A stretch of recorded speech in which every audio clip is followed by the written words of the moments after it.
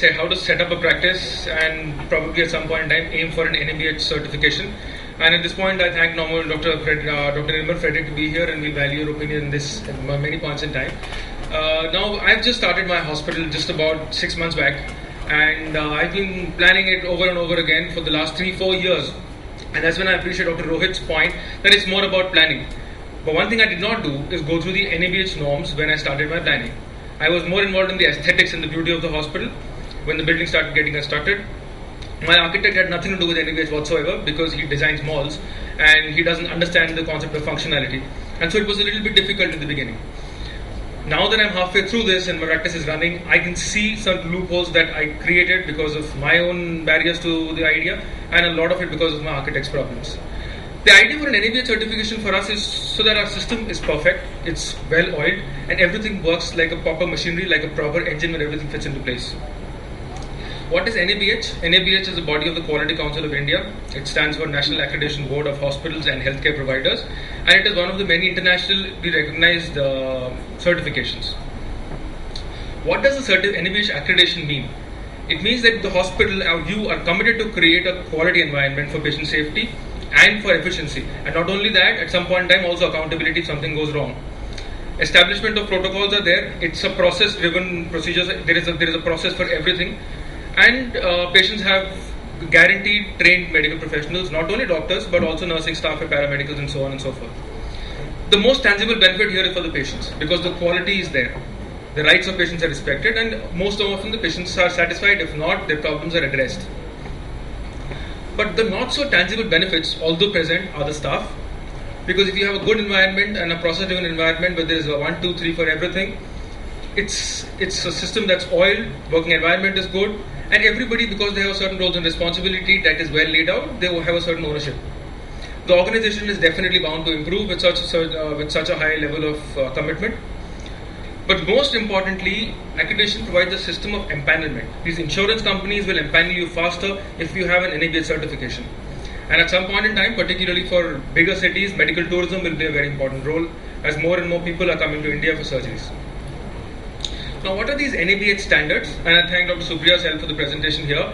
These standards are a book that the NABH provides, and they're inputs from NABH on how the hospital should be structured and how the things has to be complied. What's interesting to note that for the inputs provided by NABH, we have to provide far more outputs. And I have an example and go through briefly with this. If the NABH says patients should get good vision after cataract surgery, now as generic as it can get, to do that, you need to have a proper pre-op workup, you need to calculate the IR properly, you need to look for other problems, you need to do a proper surgery, get a proper outcome. And that summarizes the first thing. The patient should get good vision after cataract surgery.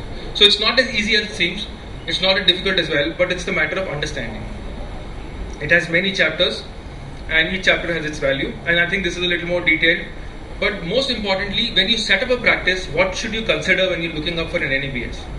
The first thing, as I said, is understand the infrastructure or the structural requirements, because that is where you're going to pull in all of your resources. If you're creating a new hospital, and if you have an already existing hospital, you might have to do a little bit of a breakdown to understand how it's done.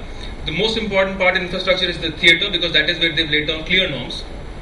Staffing, because you want trained medical professionals, you want trained nursing staff, you want qualified people for this. And from the beginning, set up protocols and policies. Visit as many hospitals as you can to understand how the processes are, and structure how you want the patient to move and what processes you want, and therefore after that lay it down on a map to see what's happening.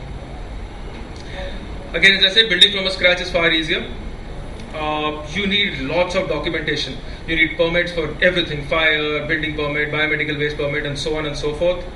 You need financially relevant documentation sorted out.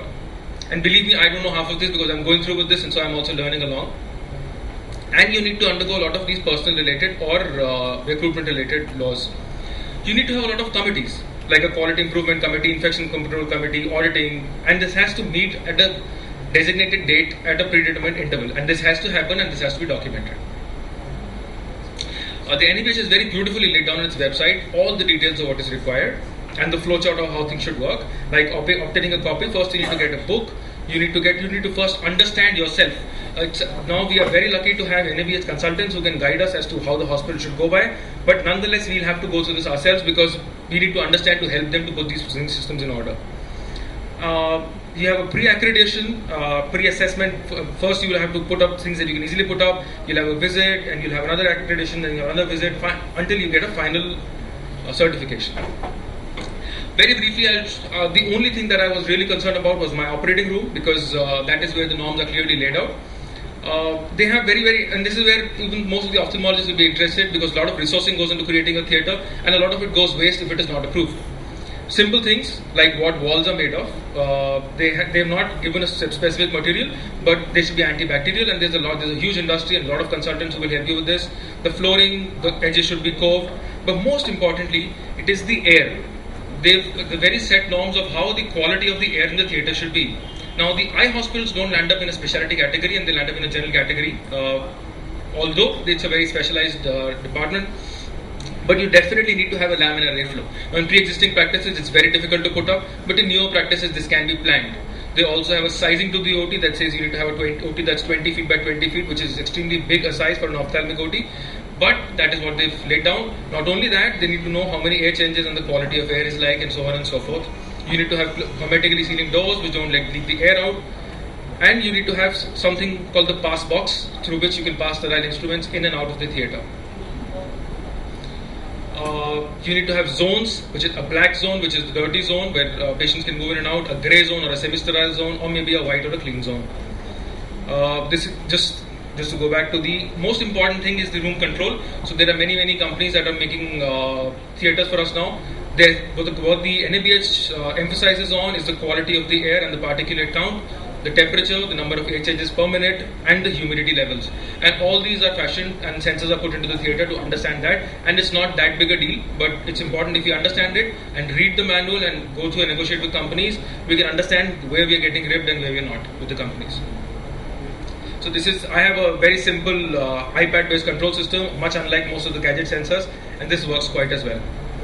In the clinic, I would just summarize with this, that okay, you understand that, but try and keep the aesthetics good, because that's what keeps the patient comfortable.